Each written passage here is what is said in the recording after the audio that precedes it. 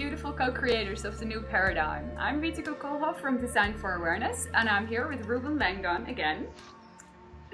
Hello. And yes, thank you, Reuben, for being here and for taking this time. Thank you. And we're going to talk about hybrid children, as this is, well, part of the whole multidimensionality exploration that we're both doing, making, experiencing. And, well, we wanted to exchange our thoughts and questions on this topic. So, Reuben. Yeah, I'll jump in here. So, I mean, in our interview with Arjun and yourself, we do touch on this briefly, and as I mentioned in the last video, we did a session where sort of like a healing session, and you were able to help me reconnect with hybrid children that I've had experiences with in the past. So, but I guess I kind of wanted to spend the time to really focus on this topic in this video, and maybe cover some ground that's not in the other interviews. Yes. And specifically from your perspective, being part of these programs, being a female, because I think the experience from a male's perspective might be a bit different, and yeah, let's go from there. So first, really quick, for those who may not be familiar with the programs, let's just do a quick intro from your perspective. Why don't you tell us what is the hybridization programs? What are the hybridization programs? In 20 words or less. Let's see if I can give a short introduction to that idea. So, as we've gotten to understand throughout our own journeys, and for me as well as a channeler from the race that I'm actually speaking with, which are the Yael. They are a hybrid race. They are what you could say the result or the children out of a project that was put into place to give a future timeline human beings a chance on reproducing themselves. They had come to a point in the future where their version of Earth was so destroyed they couldn't reproduce any longer. So they found ways to reach back into the past timelines, time travel in a sense. And this future version is the Zeta Reticuli beings, right? They've become known as the Zeta Reticuli, the Grace. The Grace, commonly called the Grace. And so in visitations between about 1950s and 2008-ish, as long as I understand this, is where they were interacting with us, human beings, from this time frame to create five hybrid races. Mixes between human and Zeta Grace, resulting in these five, and the third being the Sasani, and the fifth being the Yael. And we don't have names for the others yet. They've deliberately chosen to not introduce themselves by name yet, but they will play a role later down the line in the contact with Earth. They're not going to necessarily stay in the background, because they are actually also present in some healings. They do come by. They just don't want to be labeled yet. I see. Well, Bridget, in her work, she's mentioned the Shakani. Now, is that just another name for the Sasani? It is the Sasani, but they have indeed, and she's right, moved on to another level, another dimension, and they are now the Shakani, because they've moved to a next dimension. I see. So that's what I wasn't familiar with what the Shikani was. So that the Sasani sort of elevated into another density. Yes. Would that be the next density? So would that make them fifth or sixth density? They were fifth dimensional. They're now still kind of moving into sixth, but of course there's many phases. But they have arrived in sixth, but they're in the beginning phases of sixth dimension. That's sixth dimension. So they'd still be fifth density. Okay, fifth density, sixth dimension. So before they were fifth density, fifth dimension Sasani. Now they're going fifth dimension or I'm sorry, No. sixth dimension, fifth density Shikani. I think I got it. And they were fourth density, and we are now still Right. third, moving into fourth density. Right. It's very confusing sometimes. I agree. It can be, and there's videos out there other Yeah. people can check out. Even on my channel, Rob Gauthier does a good density breakdown Great. with RDiff, and we talk about this stuff. And That's very nice. I actually recently I got into the raw material, Book Okay. of Raw, Mhm. and they go in depth into density breakdowns, which is Okay. really nice too. So So that's another thing we can recommend to people if they want to read or learn more about it. And there's some Yep. amazing YouTube videos as well if you want to understand what dimensions and densities are. yeah, So they have changed their name accordingly, just to indicate that they have moved one step up the ladder, you could say. okay. So But are we still interacting though with the Sasani versions? Like, I know we can interact with both. Like, we can interact with the 9th dimensional Palladians, the 10th dimensional Palladians. Yeah, we are interacting with all parts of them that they feel are appropriate to answer our questions. So the same for me with my Yael guide. They are also Yes. moving up their own ladder. And Okay.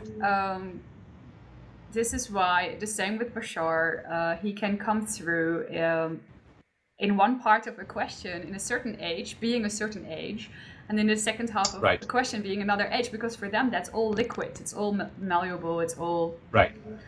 And that's what happens when you go up into higher dimensions. Like right now, we're in the 4th dimensional consciousness, yes, up, down, left, right, space, time. yes. But once we go into 5th dimensional consciousness, it's sort of looking at our entire timeline of our life. Yes. But we can start to go at any point in time of that. Yes, and see possible parallel timelines as well. So See you can parallel actually timelines, feel right. into that and jump back to another one. And Right. the funny thing is, Which- we can already do that, but we don't believe Right. it yet. So Right.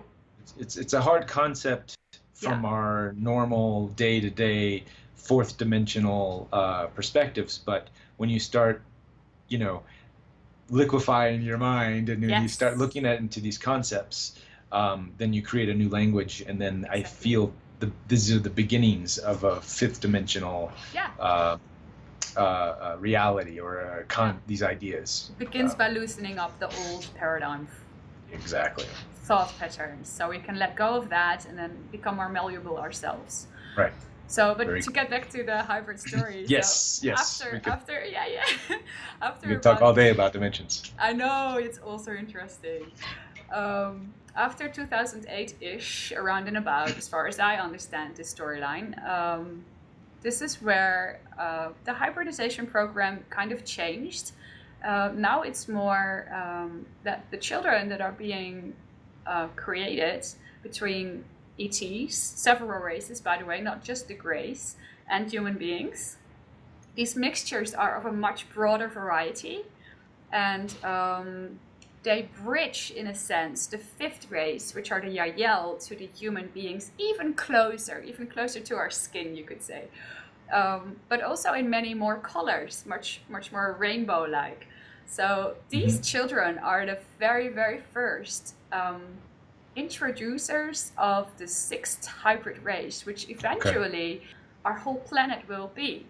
So we're moving there as a human race. We're already hybrids. Everybody is a hybrid. You, me, everybody already is. We have star elements in our genetics. But these children carry a frequency, and it's that hybridization program that most of the young messengers on YouTube are talking about when we are introducing people to their hybrid children. And of course, sometimes there can still be Sasani or Yael or the number 1, 2, or 4 from this little row in there. But if you have more recent, experiences with that, then they are the 6th hybrid race. The first ones of the 6th hybrid race. Right. So to give sort of a context, could we use the beginning of humanity as we know it, from the Neanderthal man or being injected with the Homo sapien DNA sort of mixture and what do you think happened at that time? Do you think there was a similar situation? Do you think that the same thing happened to the human race with the introduction of maybe some hybrid children, mating with the Neanderthals? When I say hybrid, obviously they wouldn't be children at that stage, but do you think they took Neanderthal DNA, created hybrids, and then I guess at that point Homo sapien hybrid version. Uh-oh, did we stop? Okay, No. stop for a second. Hybrid, hybrid. I mean, maybe there's something you could ask Arjun next time. Yeah. Is did the same process that we're going through right now to create the 6 hybrid race, new humans, right? Homo galactus, as Bashar says. Did that happen in a similar circumstance, in a similar setting, with Neanderthal human evolution? As I understand that so far, Yeah. it seems very different to me at least. Oh, okay. Because Okay. Gotcha. the Anunnaki came and they just needed a worker race in that moment, but it Mhm.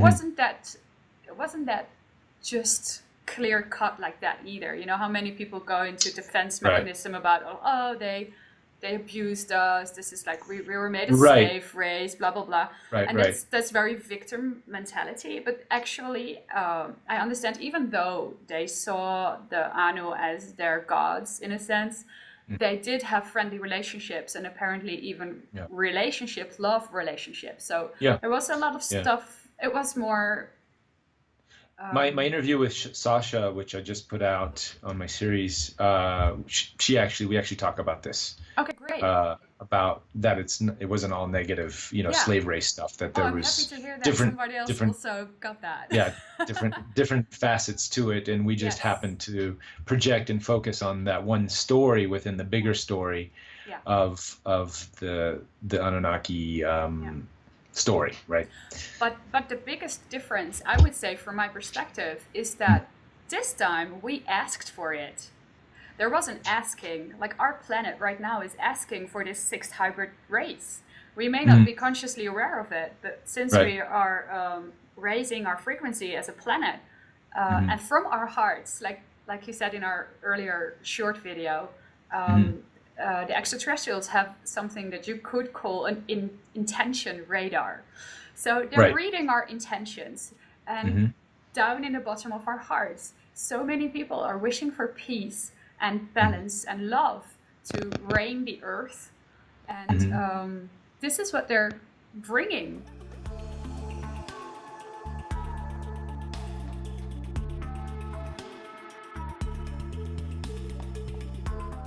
And they're bringing it as children. And it's funny, it's remarkable how many writings from the Bible actually come in here and fit very beautifully, where they say that the first will be the last and the last will be the first, because these children are going to come to our planet to teach adults to be children again. So that we remember how to play and how to be in our hearts. So it's from that wish, as I understand it, that this hybridization program is even allowed to be taking place. And back then, because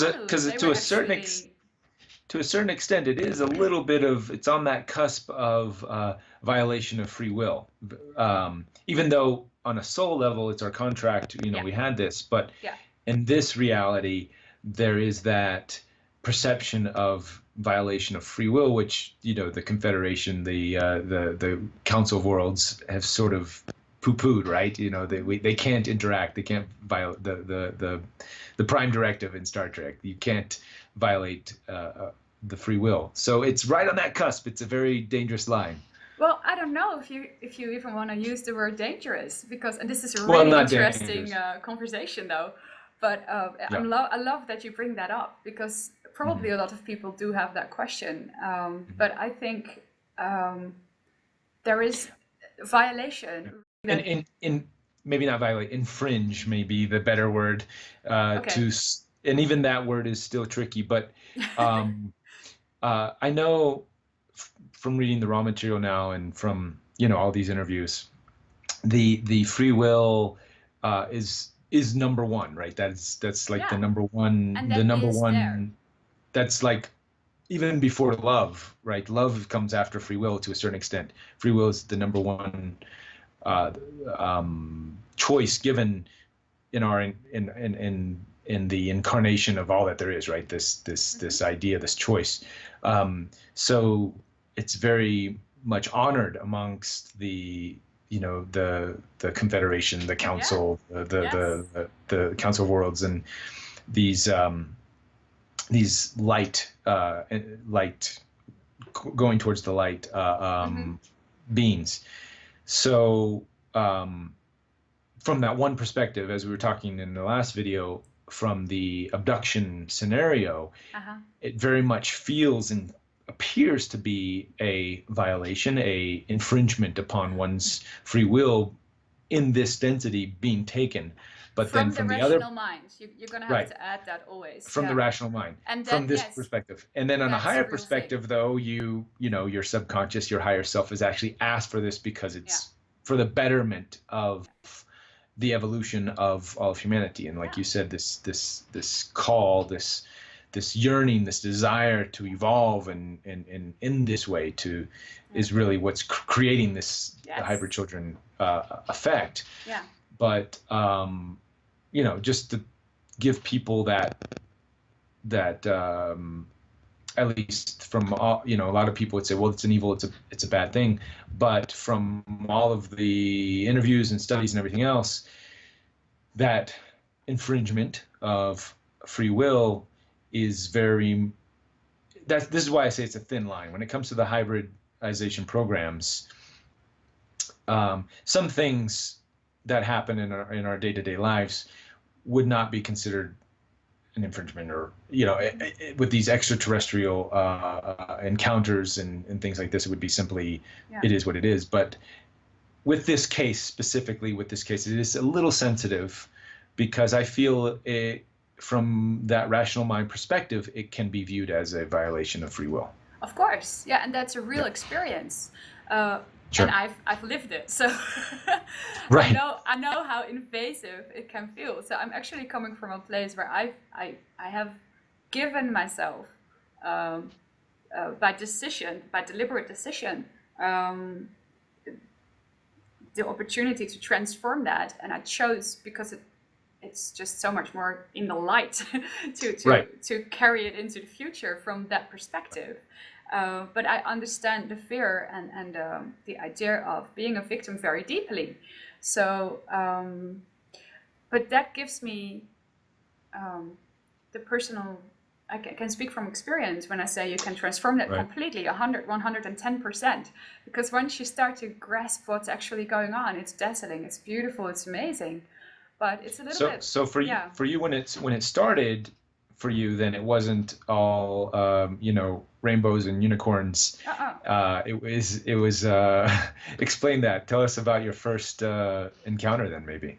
Well, the visitations that I had as a child kind of were a mix between getting lessons and really beautiful insights and being checked physically, in a sense. There was like doctor stuff going on that I totally didn't get. And I was terrified of needles and things like that. And it was just, I see. You know, so, and I felt that I was drowning a lot. I was super afraid of water for a really, really long time because they put you, okay, so back then, I have to be really careful with my words here because, again, this whole project has changed tremendously over the years. And I'm a younger generation, and I'm not one of the people that had their experiences back in the 50s or the 60s when it was a lot more rough. So I didn't come from that generation. And I have a lot of respect for these people, and the frequency of the earth was different. So they must have had much more trouble regaining the memories and understanding it from a higher level.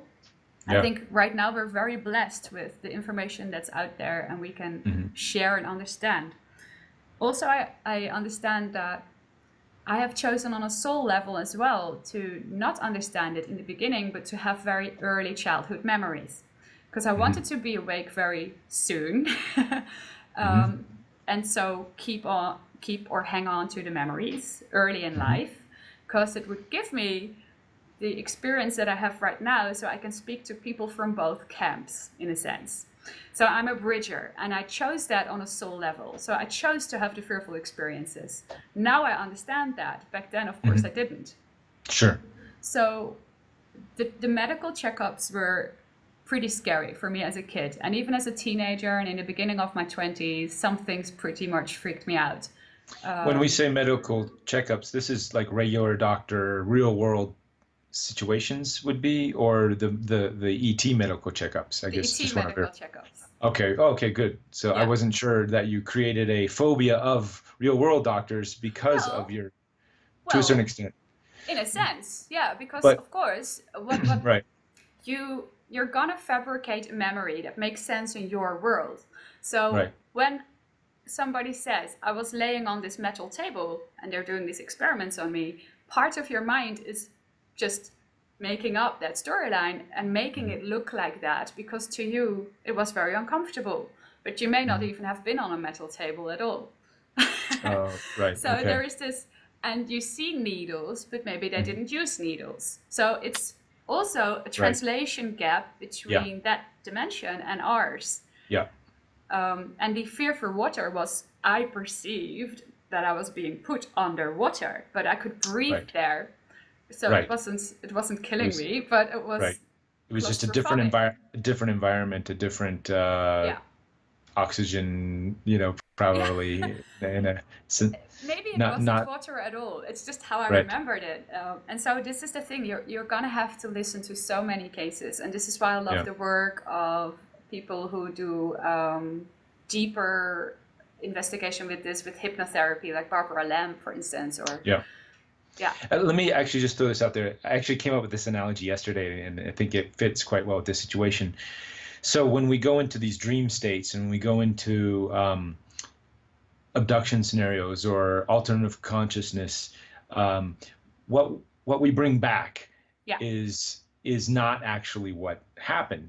It's sort of like because there's a language. There's a language that we have in this reality, in this awake dream reality, that is very unique to this reality, right? And we develop it every day. We're in it. We wake up and we share language. We create our archetypes and everything else. There's another language in these other dimensional realms that we haven't quite. Some of the shamans and some of the experiencers who have been in these realms longer have created the language, and we're sort of translating. I use the example of Google. When we try to find an image on Google, we type in the words. Okay. Google has its own translating language, right? Google does not.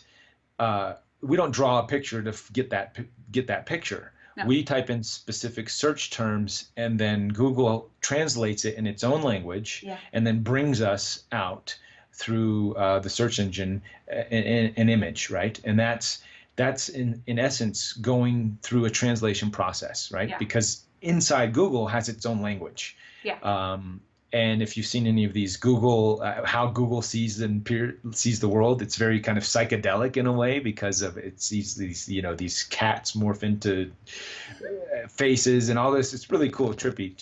Maybe we can put a link later for that. But just to give the audience an idea of how things work from these different dimensions, it's not so cut and dry.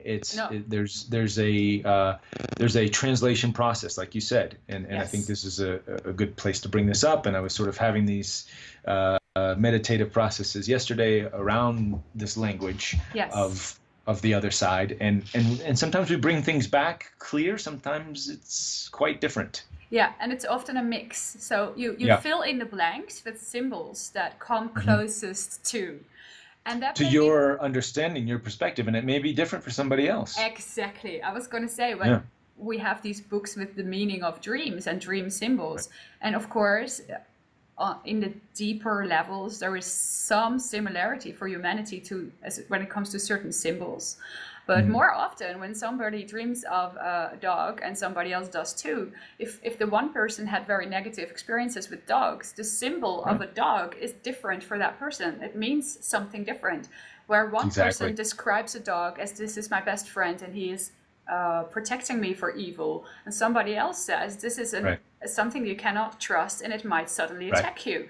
I mean, this is how Exactly. different we are, and you're going to Right. have to look at a case-by-case basis. And the same with the abduction scenarios and Right. everything that happened there. And I just got to see both sides of the mirror, because at some point I understood I'm being given very loving messages, but the things that are happening to my body are so weird and I don't understand that. And it did make Right. me reluctant to actually go see a doctor or have vaccination. But guess what?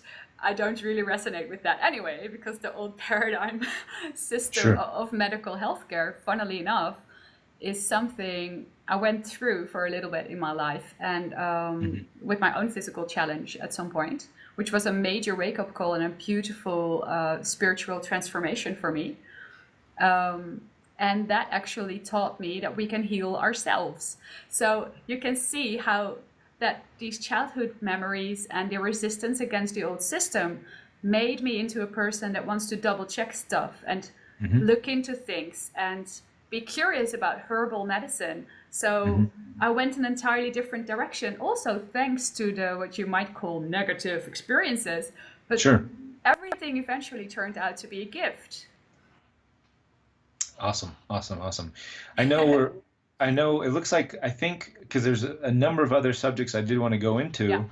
And just to keep things short, why don't we take a break and come back for another session on this subject matter, on the hybrids, because we're going more in depth here, and I think it's good though, because it's going to give people who are just coming into this information a little more context and references and things like that. So let's take the time and go in depth, and then we'll do another session after this.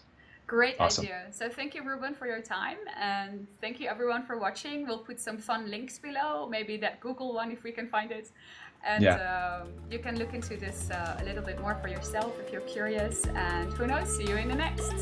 Namaste.